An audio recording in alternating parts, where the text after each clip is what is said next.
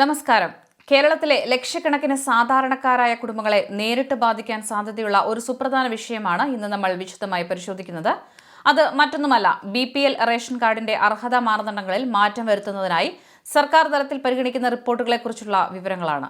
Below poverty line എന്നതിന്റെ ചുരുക്കപ്പേരായ BPL എന്നത് സാമ്പത്തികമായി പിന്നോക്കം നിൽക്കുന്ന കുടുംബങ്ങളെ തിരിച്ചറിയാനും വിവിധ ക്ഷേമ പദ്ധതികളുടെ ആനുകൂല്യങ്ങൾ കൂടുതൽ കാര്യക്ഷമമായി എത്തിക്കാനുമാണ് ഉപയോഗിക്കുന്നത്. റേഷൻ കാർഡ് എന്നത് വെറും ഭക്ഷ്യധാന്യങ്ങൾ വാങ്ങാനുള്ള രേഖ മാത്രമല്ല, മറിച്ച് നിരവധി സർക്കാർ ആനുകൂല്യങ്ങൾക്കും ചികിത്സാ സഹായങ്ങൾക്കും അർഹത നിർണ്ണയിക്കുന്ന പ്രധാന മാനദണ്ഡമായതിനാൽ BPL കാർഡ് ലഭിക്കുക എന്നത് പല കുടുംബങ്ങൾക്കും വളരെ നിർണായകമായ ഒരു കാര്യമാണ്. കാലം മാറുന്നതിനനുസരിച്ച് ജനങ്ങളുടെ ജീവിത സാഹചര്യങ്ങളിലും വലിയ മാറ്റങ്ങൾ വന്നിട്ടുണ്ട് എന്ന യാഥാർത്ഥ്യം നമ്മൾ മനസ്സിലാക്കണം. 10-20 വർഷം മുൻപ് ഒരു കുടുംബത്തിനുണ്ടായിരുന്ന സ്വത്തോ സൗകര്യങ്ങളോ അല്ല ഇന്ന് സാധാരണയായി കണ്ടുവരുന്നത്. ഉദാഹരണത്തിന്, ചെറിയ വിസ്തീർണമുള്ള വീടുകൾക്ക് പകരം പലരും ബാങ്ക് വായ്പകളെ ആശ്രയിച്ച് അല്പം വലിയ വീടുകൾ നിർമ്മിച്ചിട്ടുണ്ടാകാം. അതുകൊണ്ട് മാത്രം ആ കുടുംബം സാമ്പത്തികമായി വലിയ സമ്പന്നരാണെന്ന് വിലയിരുത്താൻ സാധിക്കില്ല. അതുപോലെ തന്നെ ആശുപത്രി ആവശ്യങ്ങൾക്കോ കുട്ടികളുടെ പഠനാവശ്യങ്ങൾക്ക് വേണ്ടിയോ ഒരു ചെറിയ വാഹനം വാങ്ങിയതുകൊണ്ട് മാത്രം ഒരു കുടുംബത്തിന്റെ സാമ്പത്തിക സ്ഥിതി മെച്ചപ്പെട്ടു എന്ന് പറയുന്നതും യാഥാർത്ഥ്യവുമായി പൊരുത്തപ്പെടുന്നതല്ല. ഇത്തരം സാഹചര്യങ്ങൾ പരിഗണിച്ചാണ് നിലവിലുള്ള ചില കഠിനമായ മാനദണ്ഡങ്ങൾ കാലാനുസൃതമായി പുതുക്കണമെന്ന ആവശ്യം വിവിധ കോണുകളിൽ നിന്നും ഉയർന്നതും സർക്കാർ ഇതിനായി ആലോചിക്കുന്നതും. നിലവിലുള്ള സംവിധാന പ്രകാരം ഒരു കുടുംബത്തിന്റെ BPL അർഹത നിർണ്ണയിക്കുമ്പോൾ സർക്കാർ ഒരൊറ്റ കാര്യം മാത്രമല്ല പരിശോധിക്കുന്നത്. കുടുംബത്തിന്റെ ആകെ വരുമാനം, വീടിന്റെ സ്വഭാവം, കൈവശമുള്ള ഭൂമിയുടെ വിസ്തീർണം, സ്വന്തമായി വാഹനങ്ങൾ ഉണ്ടോ എന്ന കാര്യം, കുടുംബാംഗങ്ങളുടെ സാമൂഹിക സാമ്പത്തിക പശ്ചാത്തലം, മറ്റ് സർക്കാർ ആനുകൂല്യങ്ങൾ ലഭിക്കുന്നുണ്ടോ തുടങ്ങി നിരവധി ഘടകങ്ങൾ ഒന്നിച്ച് പരിശോധിച്ച ശേഷമാണ് അന്തിമ തീരുമാനം ഉണ്ടാകുന്നത്. അതായത്, ഒരു കുടുംബത്തിന് ഒരു ചെറിയ വാഹനമുണ്ടെന്ന കാരണത്താൽ മാത്രം പെട്ടെന്ന് അർഹത നഷ്ടപ്പെടുകയോ അല്ലെങ്കിൽ ഏതെങ്കിലും ഒരു മാനദണ്ഡത്തിൽ ഇളവ് വന്നതുകൊണ്ട് മാത്രം എല്ലാവർക്കും കാർഡ് ലഭിക്കുകയോ ഇല്ല. എല്ലാ ഘടകങ്ങളും ചേർത്ത് വെച്ചുള്ള സമഗ്രമായ ഒരു വിലയിരുത്തലാണ് അപേക്ഷകളിൽ ഉണ്ടാകാറുള്ളത്. ഇനി പൊതുജനങ്ങൾ ഏറ്റവും കൂടുതൽ ചോദിക്കുന്ന വീടിന്റെ വിസ്തീർണവുമായി ബന്ധപ്പെട്ട മാനദണ്ഡത്തിലേക്ക് കടക്കാം.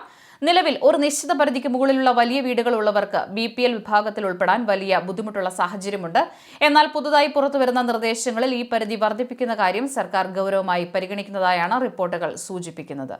പുതിയ നിർദ്ദേശങ്ങൾ പ്രകാരം ഏകദേശം 1200 മുതൽ 1300 സ്ക്വയർ ഫീറ്റ് വരെ വിസ്തീർണമുള്ള വീടുകളുള്ള കുടുംബങ്ങൾക്കും ചില പ്രത്യേക സാഹചര്യങ്ങളിൽ അപേക്ഷിക്കാനുള്ള അവസരം ലഭിച്ചേക്കാം.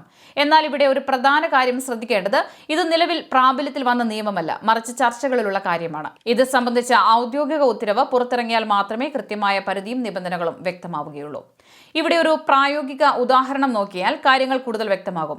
ഒരു സാധാരണ കുടുംബം വർഷങ്ങൾക്ക് മുൻപ് സർക്കാർ സഹായത്തോടും ബാങ്ക് വായ്പയോടും കൂടി ഒരു വീട് നിർമ്മിച്ചു എന്ന് കരുതുക. അന്ന് നിർമ്മാണ ചെലവ് കുറവായിരുന്നതിനാലും പിന്നീട് ആവശ്യാനുസരണം ചെറിയ കൂട്ടിച്ചേർക്കലുകൾ നടത്തിയതിനാലും വീടിന്റെ വിസ്തീർണം പഴയ പരിധിയേക്കാൾ അല്പം കൂടിപ്പോയിട്ടുണ്ടാകാം. എന്നാൽ ആ കുടുംബത്തിന്റെ ഇന്നത്തെ വരുമാനം വളരെ പരിമിതമായിരിക്കാം. വലിയ കടബാധ്യതകൾ ഉണ്ടാകാം. കുട്ടികളുടെ വിദ്യാഭ്യാസ ചെലവോ പ്രായമായവരുടെ ചികിത്സാ ചെലവോ കാരണം അവർ ബുദ്ധിമുട്ടുന്നുണ്ടാകാം. ഇത്തരം കുടുംബങ്ങളുടെ വീടിന്റെ വിസ്തീർണം മാത്രം നോക്കി BPL പട്ടികയിൽ നിന്നും ഒഴിവാക്കുന്നത് നീതിയുക്തമല്ല എന്ന അഭിപ്രായം ശക്തമായുള്ളതുകൊണ്ടാണ് ഈ മാനദണ്ഡം പുതുക്കാൻ സർക്കാർ ആലോചിക്കുന്നത്. അടുത്തതായി വാഹനവുമായി ബന്ധപ്പെട്ട മാനദണ്ഡമാണ് പരിശോധിക്കുന്നത്. കഴിഞ്ഞ കുറച്ച് വർഷങ്ങളായി ഒരു കുടുംബത്തിന് സ്വന്തമായി 4 ചക്ര വാഹനമുണ്ടെങ്കിൽ അവർ BPL കാർഡിന് അർഹരല്ലെന്ന രീതിയിലാണ് കാര്യങ്ങൾ മുന്നോട്ട് പോയിരുന്നത്. എന്നാൽ ഇന്ന് ഒരു ചെറിയ കാർ സ്വന്തമാക്കുന്നത് പഴയ പോലെ വലിയൊരു ആഡംബരമല്ല, മറിച്ച് യാത്രാ ആവശ്യങ്ങൾക്കുള്ള ഒരു അത്യാവശ്യ ഘടകമാണ്. ബാങ്ക് വായ്പകളും EMI സൗകര്യങ്ങളും സെക്കൻഡ് ഹാൻഡ് വിപണിയും സജീവമായതോടെ പല സാധാരണ കുടുംബങ്ങളും യാത്രകൾക്കായി ചെറിയ വാഹനങ്ങൾ വാങ്ങുന്നുണ്ട്. അതുകൊണ്ട് തന്നെ ചെറിയ എഞ്ചിൻ ശേഷിയുള്ള, അതായത് 1000 cc താഴെയുള്ള വാഹനങ്ങളുള്ള കുടുംബങ്ങൾക്ക് പ്രത്യേക ഇളവുകൾ നൽകുന്ന കാര്യം സർക്കാർ ചർച്ച ചെയ്യുന്നുണ്ട്. എന്നാൽ കാറുള്ള എല്ലാവർക്കും BPL കാർഡ് കിട്ടുമെന്ന രീതിയിലുള്ള പ്രചാരണങ്ങൾ ഔദ്യോഗികമായി സ്ഥിരീകരിക്കപ്പെട്ടിട്ടില്ല എന്നതും ഓർക്കണം. BPL അർഹത നിർണ്ണയിക്കുമ്പോൾ കുടുംബത്തിന്റെ കൈവശമുള്ള ഭൂമിയുടെ അളവും ഒരു പ്രധാന ഘടകമാണ്. ഇതുവരെ വലിയൊരു പരിധിക്ക് മുകളിൽ ഭൂമിയുള്ളവർക്ക് അർഹത ലഭിക്കുന്നതിന് ബുദ്ധിമുട്ടുകൾ ഉണ്ടായിരുന്നു. എന്നാൽ ഭൂമി ഉണ്ടെന്ന് മാത്രമല്ല, പ്രധാന കാര്യം ആ ഭൂമി ഉപയോഗപ്രദമാണോ, അതിൽ നിന്നും വരുമാനം ലഭിക്കുന്നുണ്ടോ, അതോ അത് തരിശായി കിടക്കുകയാണോ എന്ന ചോദ്യത്തിന് വലിയ പ്രാധാന്യമുണ്ട്. പാരമ്പര്യമായി ലഭിച്ച ഭൂമി കൈവശമുണ്ടെങ്കിലും അത് പാറപ്രദേശമോ കൃഷി ചെയ്യാൻ കഴിയാത്ത നിലയിലുള്ളതോ അല്ലെങ്കിൽ നിയമപരമായ തർക്കങ്ങളിൽ കുടുങ്ങിക്കിടക്കുന്നതോ ആയതുകൊണ്ട് യാതൊരു വരുമാനവും ലഭിക്കാത്ത നിരവധി കുടുംബങ്ങൾ ഗ്രാമപ്രദേശങ്ങളിലുണ്ട്. ഇത്തരം യാഥാർത്ഥ്യങ്ങൾ കണക്കിലെടുത്ത് ഉപയോഗശൂന്യമായ ഭൂമിയുടെ കാര്യത്തിൽ പ്രത്യേകം പരിഗണന നൽകാനും സർക്കാർ തലത്തിൽ ആലോചനകൾ നടക്കുന്നുണ്ട്.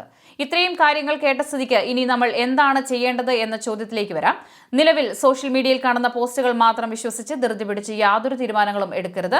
കാരണം ഇവയെല്ലാം സർക്കാരിന്റെ പരിഗണനയിലുള്ള നിർദ്ദേശങ്ങൾ മാത്രമാണ്. സിവിൽ സപ്ലൈസ് വകുപ്പിന്റെ ഔദ്യോഗിക വിജ്ഞാപനവും ഉത്തരവും വന്നതിനു ശേഷം മാത്രമേ ഇവ പ്രാബല്യത്തിൽ വരികയുള്ളൂ. അനാവശ്യമായ ആശയക്കുഴപ്പങ്ങൾ ഒഴിവാക്കാൻ നിങ്ങളുടെ വീടിന്റെയും ഭൂമിയുടെയും ഔദ്യോഗിക രേഖകൾ, വരുമാന സർട്ടിഫിക്കറ്റ്, വാഹനരേഖ വിവരങ്ങൾ, ആധാർ, നിലവിലെ റേഷൻ കാർഡ് എന്നിവ കൃത്യമായി സൂക്ഷിക്കുക.